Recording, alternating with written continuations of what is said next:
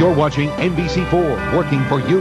Live from the area's leading news station, this is News 4 at 5. We've all heard of polygraphs or lie detectors. How about a truth detector that tells investigators a lot more than you say?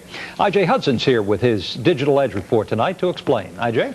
Well, Jim, no wires, no squiggly lines on a big machine like you see in the movies or on TV. No yes or no questions. It is software that's being called the DNA of the voice. It listens to your conversation, looks for the truth, and reports what it finds. Tell me about the last vacation you took. I'm being asked a series of questions by one of the founders of a new technology, layered voice analysis. It's from a company called V. Unlike a lie detector, which measures physiological responses, layered voice analysis measures my voice psychologically. It listens to how I say something, not what I say. A trained investigator will look like for a twitch in the eye or a little moisture in the upper lip, signs like that something's not right. What our technology does is just, enhance what they hear. It examines more than 100 parameters and reports emotional state, stress, anticipation, inaccuracy, probable false statement, truth. It even picks up items from the subject's subconscious. And according to the company, the software eliminates profiling. It sees beyond skin color, age, sex, race. It doesn't matter. You have an objective evaluation of what that person is saying for that situation.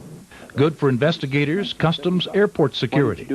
Software, a microphone, and training allow a conversation to be turned into truth verification. The responses are evaluated instantly to direct the questioner, but the session also is saved so it can be reviewed and broken into segments to look at what was being said when the evasive answers were given. The software can do the same with recordings, whether audio or videotape, and make a similar analysis. Could there be hidden clues in the voices in the John Benet Ramsey case? Pardon says their software could have told police the guy on the tractor in the fountain that tied up traffic didn't have an explosive. He also says their software can analyze intercepted phone conversations, any language. Once we do, we can tell you if they like each other, if they don't like each other, if they really like each other.